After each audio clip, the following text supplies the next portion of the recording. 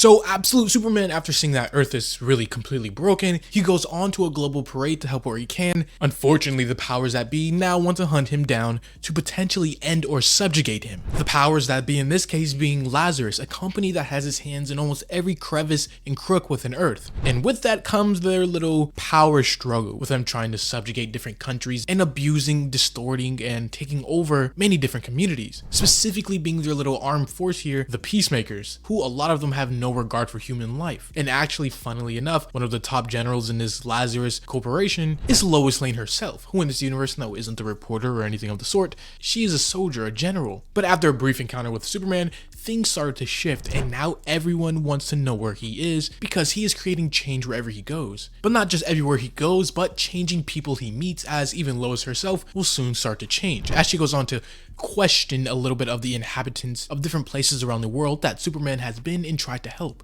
fight against Lazarus, the corporation she is working for. So it's kind of a conflict of interest, because on one hand, Lois Lane here, in this universe tainted by Darkseid's essence, this absolute universe, she still isn't evil. She has a heart. She has more universal ideals, meaning someone like her, she isn't going to take joy in the mistreatment of people, with her going on to interview people who have had direct experiences with this now elusive and mysterious Superman, from India to Mexico to the United States, Vietnam, Egypt, Brazil. Superman has been global, trying to fight this mass corporation. But of course, as she is questioning these people, no one really wants to give up what they know about Superman or their experience with him, because in a world full of mistreatment from this giant corporation, Superman is like a shining light at the end of the tunnel. And so while with these people here finally seeing something good in the world, just give up the information and possibly get Superman captured or even killed, with her going on to talk to these people saying, look, I get it. You feel like you need to protect him from me, but I am the one who wants to protect him. He is alone out there, and I believe he is very far from home. Yes, he can do amazing things, we know that, we've seen it, but can he really control those powers of his?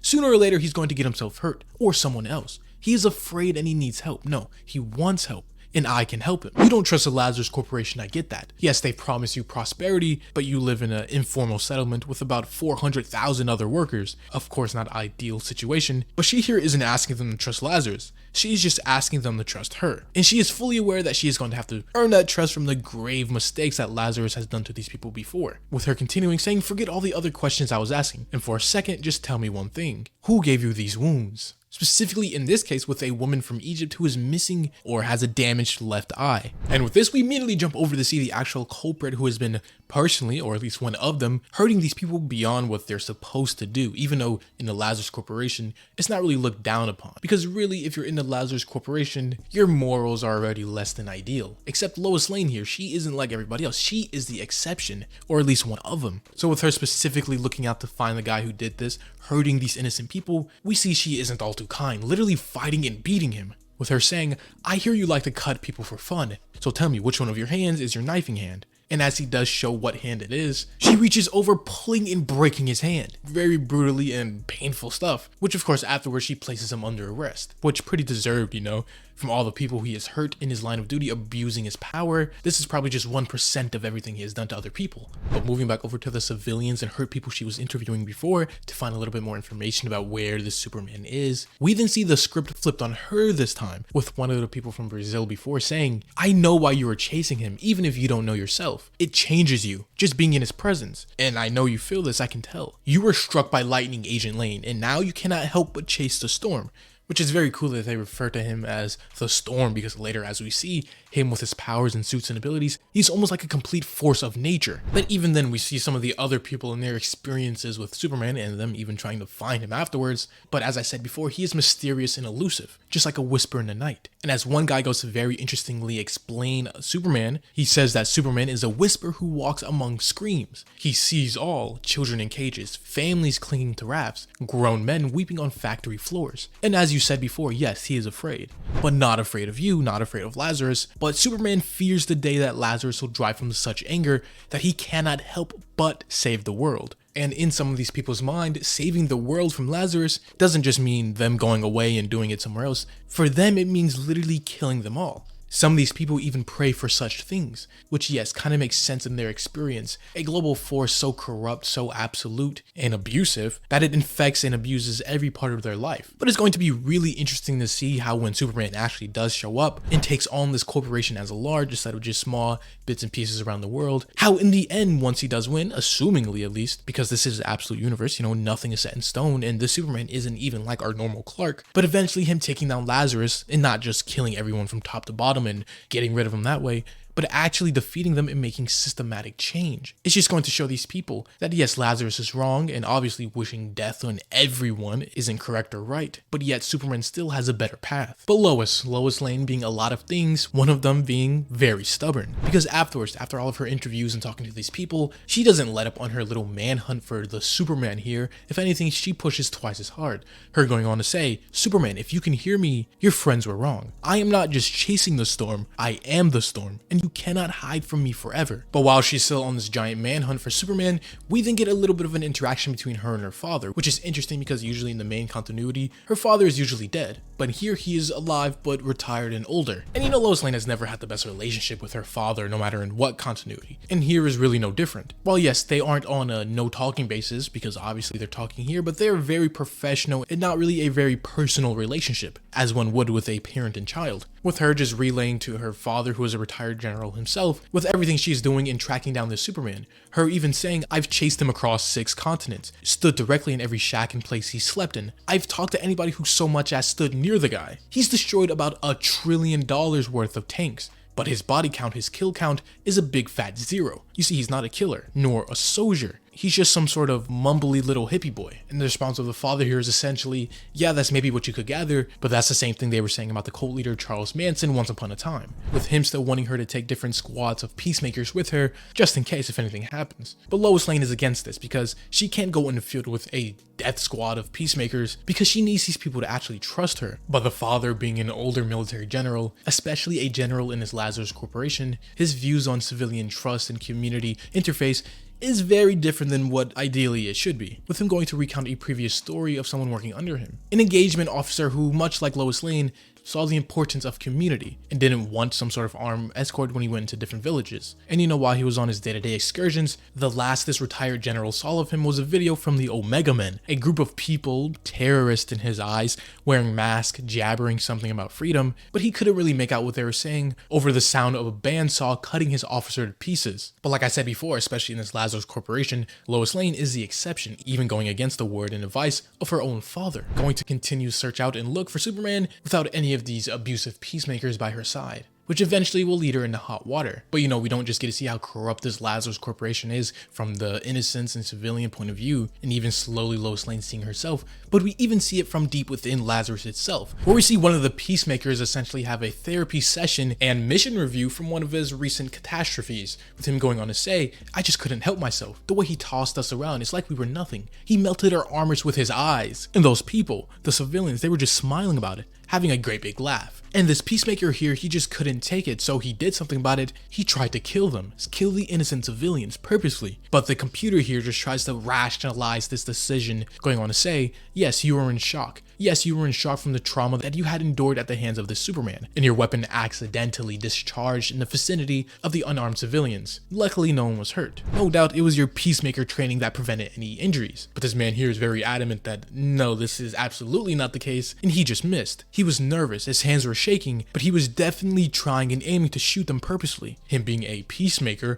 they are trained to maintain peace at all costs, even if that cost is killing innocent civilians who don't align with their own plan. And this man being self-aware, even though mentally you can tell that he really isn't alright and needs actual help, he even says himself, sometimes I worry that I can do really awful things in the name of peace. But the system here, who I think for the first time actually calls itself Brainiac, it says Brainiac understands. What you were saying is your gun simply misfired. As the Brainiac, this system, this artificial intelligence, AI, whatever, goes on to try and gaslight the man, because this is what Brainiac wants. He doesn't want them in their right mind, making moral decisions on the battlefield. He just wants soldiers who can follow orders, and sometimes, Brainiac not being an organic being, he doesn't really see the value in human life like someone, even this peacemaker here, does, with him even begging Brainiac, this system, to listen. But Brainiac instead just goes to re-enlist this unwell man, saying, you will be issued a new rifle and you will return to duty immediately. And now this concludes your little therapy session, Peacemaker Smith. Lazarus thanks you for your service. Just showing you that Lazarus is basically corrupt from the top down. And really up to this point, the only people trying to suppress or oppress Lazarus as a whole is of course Superman and something called the Omega Men, which moving over, we start to see a little bit more about what this group even is, with Lois Lane finding one of their members alone in this village here. And so they go to have a little bit of a conversation, with at first Lois asking this person, who is he? But as we will find out, this mysterious man here and the Omega Men in general, they know a lot more than what they're leading on, or Lois even knows about herself. Because as this man goes on to say, I'm not here to kill you. I know what you have been told about this Agent Lane, but Lazarus is built on lies. I mean, you're a smart woman and all. Haven't you ever wondered if you're really on the right side? He says, activating his armor and blinding her. But really funnily enough, it turns out Lois Lane has been trained to fight while blind, as she punches him square in his gut even while blinded and can't fully see. And now here with them starting to have a little bit of a scuffle, they have a conversation while they fight, with this mysterious Omega Men here going on to say, I know you have been with Lazarus for 3 years, ever since your father's accident. Yes, I've done my research and you're one of the sharpest agents, but I bet I know more about your employees than you do. Do you even know who the Lazarus director is? But yeah, Lois here isn't just going to take some information from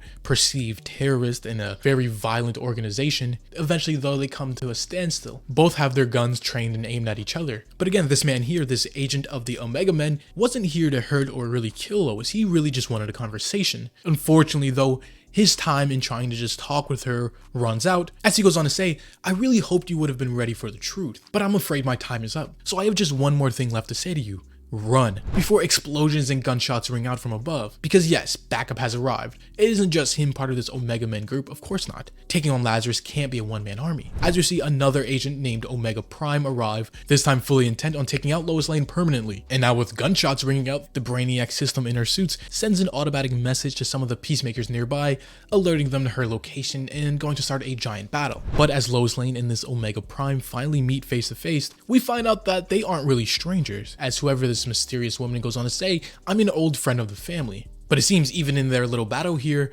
eventually red dust starts to gather all around, arriving in giant clumps, giant clouds, as like I have explained before, almost like a force of nature does something arrive. Something producing high level winds sending everybody back. As one figure descends down, it's finally him. They have found the Superman. As Superman, Clark arrives for the first time throughout this entire story. And you know, the Omega Man and Superman ideally would go hand in hand, both fight against the very oppressive rule of Lazarus, albeit in very different means, because the Omega Man group are very happy with just killing any one of the Lazarus or Peacemakers that they find, whereas Superman seems to stick to his iconic no-kill approach. But as soon as he lands, we see Omega Prime go up to talk to him, because up to this point, no one can really get their hands or have a conversation with Superman. He has just been so elusive. As Omega Prime goes up to say, Superman, the Omega Men stand ready to help you with your fight against Lazarus. Please just come with us, and together we can. But unfortunately, she isn't able to finish her sentence, as Superman just whooshes her away, smacking her to the side. Because he isn't here for her or the Omega Men, no. They are none of his interest. He is here specifically for Lois Lane, turning to her and demanding her to stop looking for him. Because even though she just wants to have a conversation with him,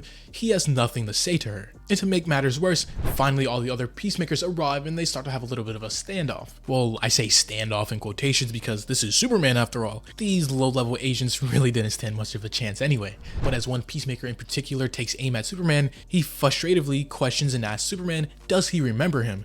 And Superman, having his mind trained on the bigger picture, simply says no as he uses his frost breath to freeze everyone here, instantly ending the battle just like that with zero minimal effort. And before Lois Lane can even say a word, anything now that she has Superman in the flesh right here in front of her, he rockets off just like that. Again, just like a very elusive and mysterious whisper, here one moment and gone the next. And even here, while they were frozen here in this little block of ice, we see some of the civilians from the village that they were fighting in all come up to laugh at the absolute and pitiful defeat of Lazarus and the Peacemakers here. And just remember this little interaction here with the civilians. Moving over, we pick up with the Omega Men, seeing where they went after they escaped, with Omega Prime being mad at this other agent that he essentially cost them two things: their meeting with Superman and Lois Lane. Her scolding him that yes, he had the chance to take the shot against Lane, but he failed. Also revealing that yeah, this is this universe's version of Jimmy Olsen, who again, much just like Lois Lane, isn't the reporter or anything.